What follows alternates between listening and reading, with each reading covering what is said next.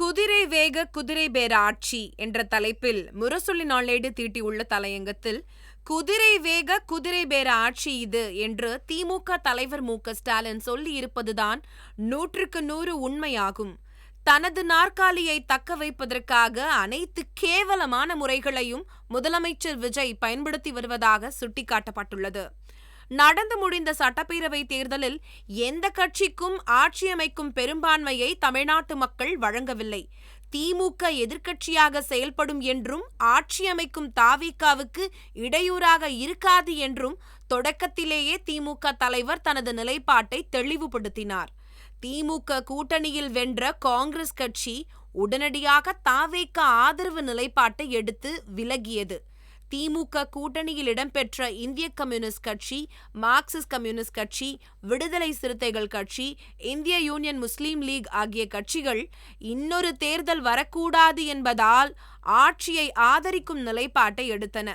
ஆனாலும் கொள்கை அளவில் திமுக கூட்டணியில் தொடர்வதாகவும் அறிவித்தன.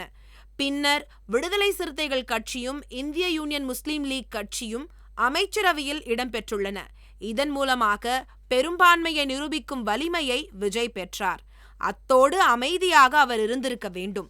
இவை போதாது என்று அதிமுகவை உடைக்கும் செயலை விஜய் செய்தார். அதிமுக எம்எல்ஏக்களில் 25 பேரை தனியாக ஆக்கி அவர்களை தங்களது கட்சிக்கு ஆதரவு தெரிவிக்கும் வகையில் வாக்களிக்க வைத்தார். அமைச்சர் பதவி தருகிறோம், வாரிய தலைவர் பதவி தருகிறோம் என்று ஆசை வார்த்தை காட்டப்படுவதாக சட்டமன்றத்திலேயே எடப்பாடி பழனிசாமி குற்றம் சாட்டியிருக்கிறார்.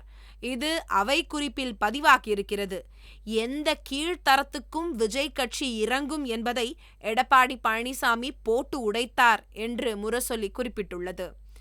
அதிமுக கூட்டணியில் இடம்பெற்ற அம்மா மக்கள் முன்னேற்ற கழகத்தின் ஒரு உறுப்பினரையும் தங்களுக்கு ஆதரவானவராக மாற்றினார்கள். அதில்தான் எத்தனை நாடகங்கள் நடந்தன. டிடிவி தினகரன் தனது கட்சியின் ஒரு எம்எல்ஏவை காணோம் என்றும் எனது கையெழுத்தை அவர் போட்டுள்ளார் என்றும் ஆளுநரிடம் மனு தருகிறார். கிண்டி காவல் நிலையத்திலும் புகார் தருகிறார். நான் போகவில்லை என்று அந்த எம்எல்ஏவே பேட்டி தருகிறார். பின்னர் அவரே விஜய் ஆதரவாளராக மாறுகிறார். அந்த எம்எல்ஏவை கட்சியை விட்டு நீக்கிவிட்டார் டிடிவி தினகரன். அப்படியானால் தினகரன் கட்சி எம்எல்ஏவுக்கு தரப்பட்ட வாக்குறுதி என்ன?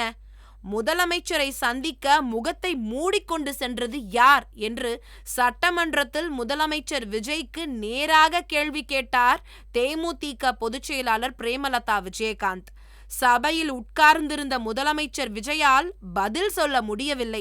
இப்படி ஒட்டு போட்ட கந்தல் துணியை போல ஒரு ஆட்சியை அமைத்துவிட்டு ஆட்சியை ஒழுங்காக நடத்தாமல் சட்டம் ஒழுங்கை சந்தி சிரிக்க விட்டு மிக மிக ஏமாற்றத்தை வாக்களித்த மக்களுக்கு கொடுத்து வருகிறார் விஜய். தினந்தோறும் கொலைகள், பாலியல் வன்முறைகள், நிர்வாக சீர்கேடுகள், மின்வெட்டுகள், அதிகார துஷ்பிரயோகங்கள் இவைதான் நாம் பார்க்கும் காட்சிகளாகும். சமூக வலைத்தளங்களை திறந்தாலே இந்த ஆட்சி மீதான ஆக்ரோஷமான எதிர்ப்பு குரல்கள் தான் அதிகம் ஒலிக்கிறது. இவை எதுவும் விஜய் காதில் விழுந்ததாக தெரியவில்லை என்று முரசொலி சுட்டிக்காட்டியுள்ளது.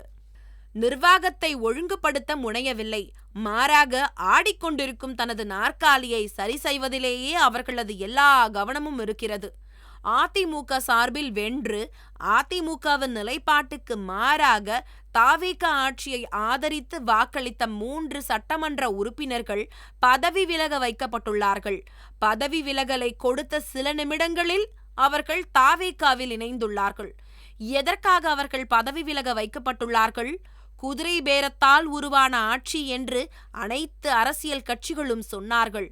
அது சரிதான் என்பது மெய்ப்பிக்கப்பட்டுள்ளது. அமைச்சர் பதவி, வாரிய தலைவர் பதவி என்று ஆசை வார்த்தை கூறி அழைத்து வரப்பட்டு ஆட்சிக்கு ஆதரவாக வாக்களிக்க வைக்கப்பட்டவர்கள் மீண்டும் அதிமுகவில் இணைகிறார்கள். இன்னொரு தரப்பு தனது பதவியை விட்டு விலகி தாவேகாவில் இணைகிறது.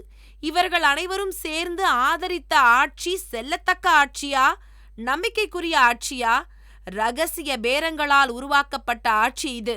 இந்த ஆட்சி மக்களை பற்றி கவலைப்படாது, தன்னை காப்பாற்றிக் கொள்வதிலேயே காலத்தை போக்கிக் கொள்ளும்.